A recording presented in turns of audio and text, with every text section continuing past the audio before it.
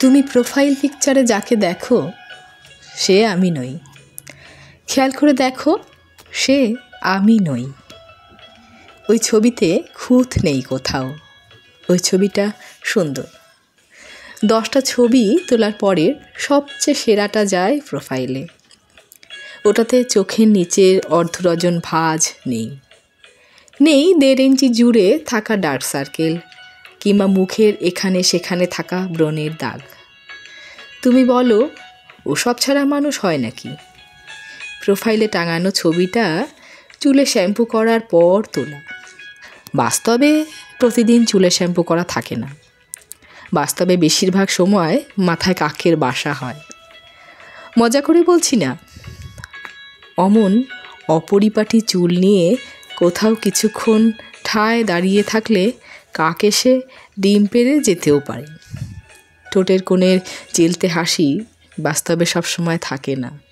কপালে বিরক্তির ভাঁজ থাকে, চোখে মুখে বিতৃষ্ণার ছাপ থাকে, ঠোঁটে ফেটে যাওয়ার দাগ থাকে, হাতে পায়ে রুক্ষতার ছাট থাকে, গায়ে ঘামে ভেজা কাপড় থাকে, গর্তে ঢুকে যাওয়া চোখে নানান কাজের চাপ থাকে।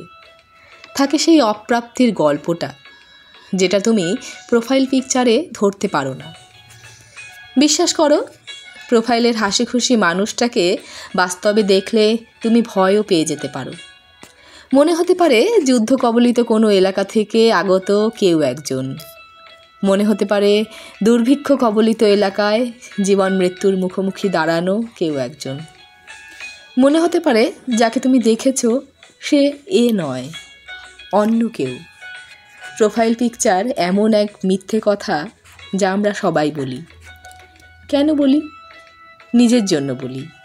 জীবনের জাতাকলে পৃষ্ঠ প্রত্যেকটা মানুষ একটু সময়ের জন্য হলেও নিজেকে সুখী সুন্দর দেখতে চায়। সুখী সুন্দর মুখ দেখতে সবার ভালো লাগে।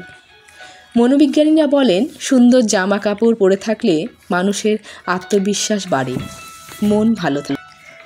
আমরা সবাই নিজেদের মন ভালো রাখতে চাই, মিথ্যে করে হলেও চাই। নির্দিষ্ট কাউকে ঠকানোর উদ্দেশ্য না থাকলে এই চাওয়াতে দোষ দেখি না। তুমি যেন আবার ওই ছবি দেখে আমাকে বিচার করো না। ওই ছবিতে আমাকে যতটা সুন্দর দেখায়, বাস্তবে আমি তার ধারে কাছেও নই।